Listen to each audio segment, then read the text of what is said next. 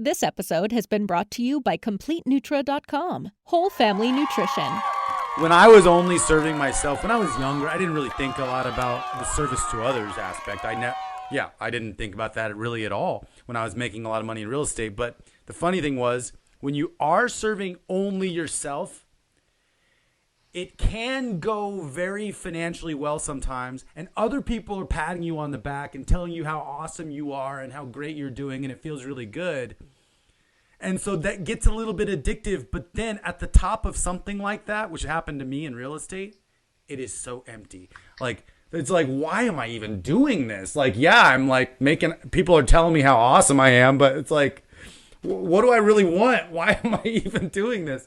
And hopefully that question is really getting asked right now, because that's where people, we got to get to that question. Who am I? What was I designed to do? And it's unique. It's something that's unique. It's even identical twins have different fingerprints. So everybody's thing, it doesn't have to look like anybody else's thing. It's something that's given to you, and you got to go find, we have to find our own inside ourselves. Yes. And if we're busy worrying, and if we're busy, being addicted to quasi-food products, excessive sugars, etc. If we're over there distracted, we're not even going to know it's missing, Dave, to be honest. But the ones that sense something's missing, those are the ones that we're really doing this for. I've been serving others in this field for 35 years straight. 35 years straight serving others. Never once did I thought I knew it all. Never once have I been bored. It always has a backdrop for me of me needing to become a better person. And I'm not even hard on myself. I just realized that there's no way I can continue to serve others more and more without evolving myself. Oh, absolutely. So sociologists did an experiment about 25 years ago with people way at the end of their lives. So these are the 95-year-olds and the 97-year-olds. And they said, if you could go back and do anything differently, what would you have done differently? Have you heard of this one before? I think I've heard about it, maybe not this particular one. So the number one thing they would have done differently is take more risks. Wow. The number two thing they would have done differently is gotten more education. Wow. That's amazing. So to many that are listening to this conversation, it may feel very risky to ask questions like Dave is posing, like who am I here? What am I here for? Who am I? Why am I here? Where am I going with this? That may feel very risky. It did for me initially. But the reality is we're in the age of education.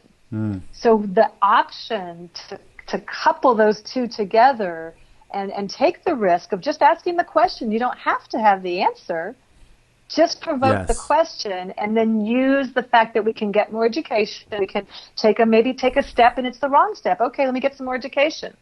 And I do understand that you're right. It is fearful a little bit sometimes to really get deep and ask yourself the questions. But it's respectful to yourself, and it is work. It is a little bit of work. It's important for you to understand that giving yourself the time of day is just as important as giving someone else the time of day.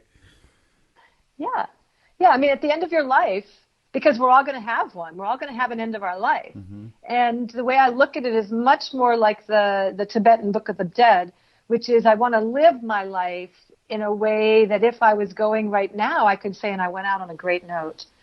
That every moment I want to not be hard on myself that way, but kind of have that as the backdrop. Like, am I living up to myself? Am I fulfilling my life for myself and for others? Am I fulfilling what my higher power, wants for me? Right. So that never gets old or boring, Dave. Ever. No, it doesn't. That's why it's so cool. So when you look at these pillars of health that you talk about, I would also say that these pillars of health have to really connect into others, service with others, and service for life itself. Yes. So what do I mean by service for life itself? I mean that life is always evolving. Life is always becoming. Just like nature is now rejuvenating herself because in the pandemic things have stopped, there's much less pollution. So life is always moving into higher orders of integration. And actually, that's what Goldstone Network is: people, planet, future. It's really important that we think about each other, we think about the planet, and we think about our future. This episode has been brought to you by CompleteNutra.com. Whole Family Nutrition.